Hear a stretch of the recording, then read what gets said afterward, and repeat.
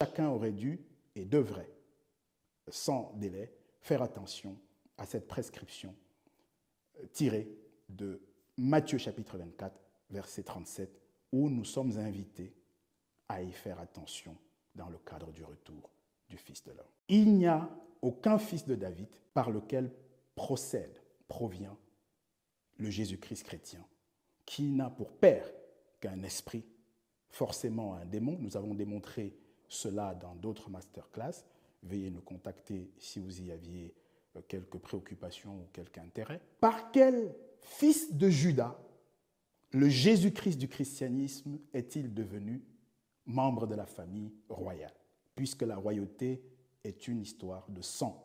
Et étant donné que Hébreux chapitre 7, verset 14, souligne que le véritable Christ pour sa part, simple homme, comme dira Paul dans Philippiens 2, 7, homme, comme il le réitérera, nous l'avons vu tantôt dans 1 Timothée 2, 5, et bien par quel truchement le Christ chrétien est-il devenu membre de la famille royale, puisque la royauté étant affaire de sang, il est impossible d'être roi en Juda, d'être lion de la tribu de Juda, sans préalablement être membre de la tribu de Juda. Et vous êtes sans ignorer, nous le démontrons dans une autre masterclass, là aussi, que dans les Écritures, sans que cela ne souffre d'aucune exception, de quelque nature que ce soit, la filiation biblique est toujours systématiquement, sans exception indiquai-je, patrilinéaire, c'est-à-dire que la tribu d'un enfant est égale à la tribu du géniteur mâle,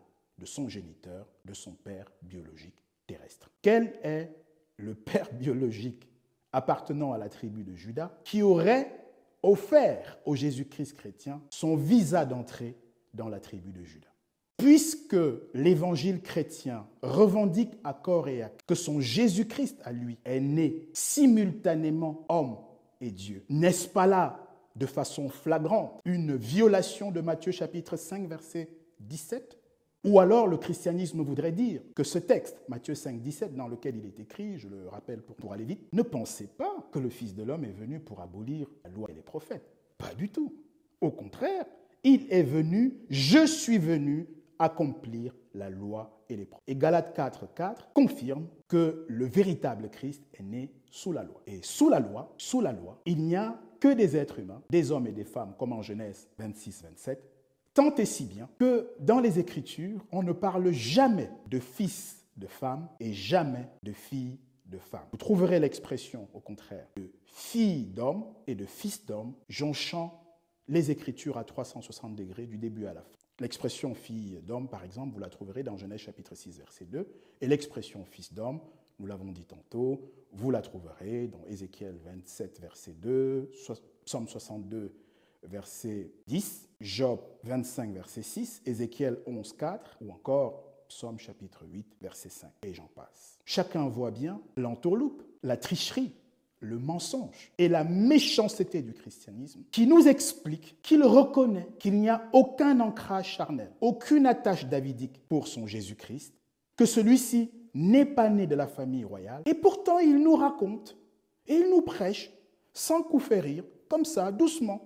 Ils mentent sans rigoler, ils mentent sérieusement, et ils disent à l'humanité que le Jésus-Christ du christianisme, qui n'a aucun rapport avec David, en violation avec la totalité des prophéties messianiques, en violation avec la totalité des messages apostoliques, il nous explique tranquillement donc que ce Jésus-Christ-là est fils de David. Quel est le Père terrestre, fils de David, qui a pu faire du Jésus-Christ du christianisme un fils de David? Vous êtes sans ignorer que s'agissant du véritable Christ, il est, pour sa part, authentiquement un fils de David, réellement. Nous voyons d'ailleurs cela dans Matthieu chapitre 21, versets 8 à 10. Lors de son entrée à Jérusalem, il est clamé comme tel, Hosanna, fils de David.